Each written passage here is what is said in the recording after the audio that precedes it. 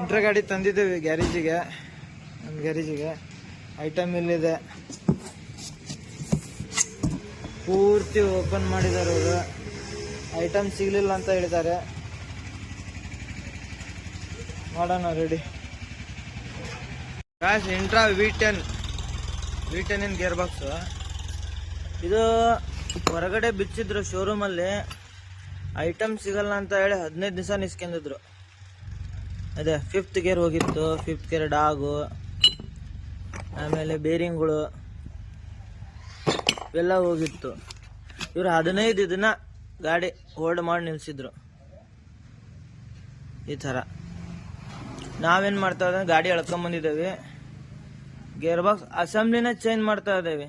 ಅಂದರೆ intra V10 ಇಂದ ಅಲ್ಲಿದು ಬೇರೆ ಗಾಡಿದು ಆಲ್ಟ್ರ್ ಮಾಡಿ ಹಾಕ್ತಾ ಇರೋದು.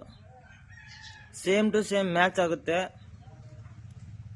ಸ್ವಲ್ಪ ಆಲ್ಟ್ರ್ ಮಾಡ್ಬೇಕಷ್ಟೇ. ಅಂದರೆ 100% ಓಕೆ ಆಗುತ್ತೆ ಗೇರ್ ಬಾಕ್ಸು ಇಂಟ್ರಾ V10ಗೆ. ಇದು ಇಂಟ್ರಾ V10 ಇಂದ ಹೊಸ ಗಾಡಿದು ಗೇರ್ ಬಾಕ್ಸ್. ಇದು ಹಳೇದು, ಬೇರೆ ಗಾಡಿದು, ಇಂಟ್ರಾದಲ್ಲ. ರೆಡಿ ಮಾಡೋಣ ಫುಲ್.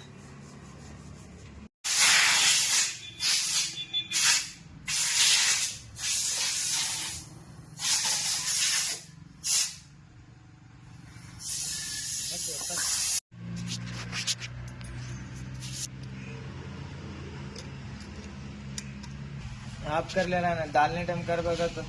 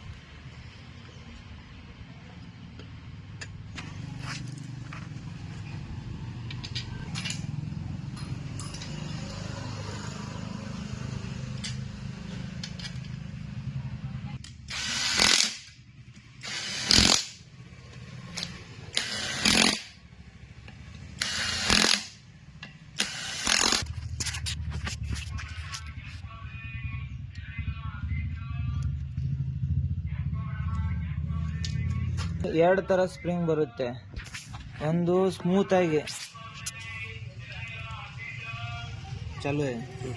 ಇದು ಒಂದು ಸ್ಮೂತ್ ಆಗಿ ಬರುತ್ತೆ ಸ್ಪ್ರಿಂಗ್, ಎರಡು ಹಾರ್ಡ್ ಆಗಿ ಬರುತ್ತೆ. ಅದೇ ಒತ್ತಕ್ಕೆ ಹಾರ್ಡ್ ಆಗಿ ಬರುತ್ತೆ. ಹಾರ್ಡ್ ಆಗಿರೋವು ರಿವರ್ಸ್ ಗೇರಿಗೆ ಅದಕ್ಕೆ ಬರಬೇಕು. ಅದ್ರ ಪಕ್ಕನೇ ಇನ್ನೊಂದು ಹಾರ್ಡ್ ಸ್ಪ್ರಿಂಗು, ಇನ್ನು ಉಳ್ಕಿದವೆಲ್ಲ ಸೈಡಿಗೆ.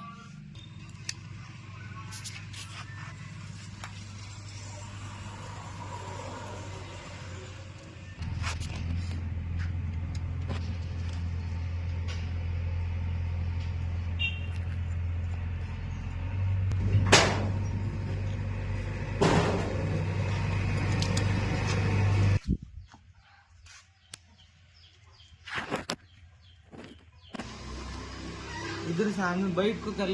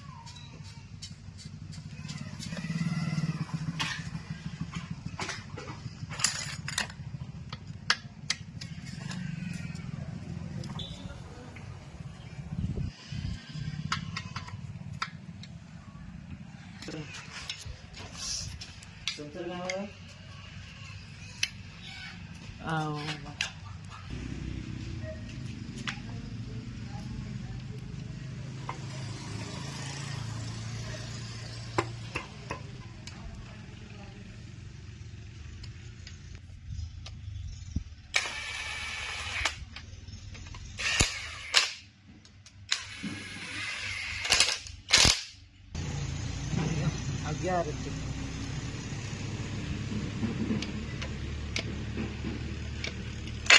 रिवर्स 5ನೇ ಗೇರ್ 4 3 2 1 ಪೂರ್ತಿ ಗೇರ್ ಬೀಳುತ್ತೆ ಶಾಫ್ಟ್ ಇದ್ದಲ್ಲಿಂದ 1ನೇ ಗೇರು ತಿರ್ಗಾ ಅಂತತೆ 2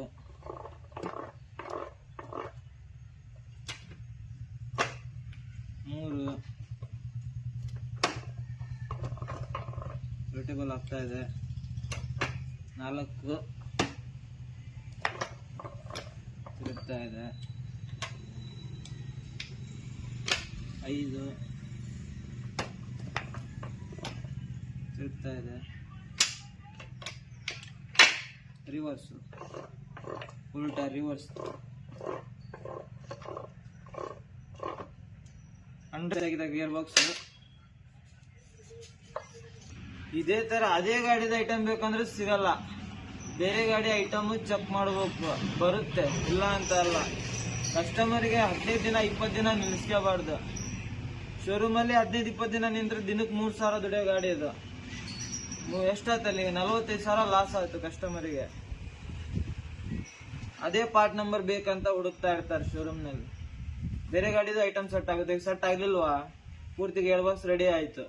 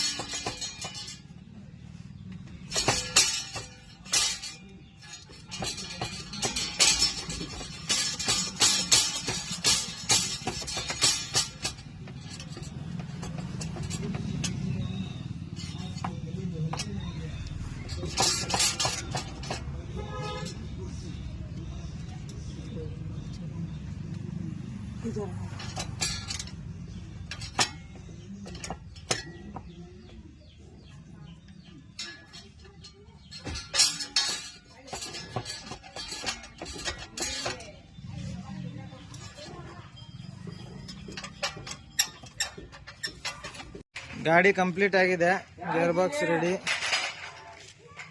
ಹೋಗ್ತಾ ಇದೆ ಗಾಡಿ ಈಗ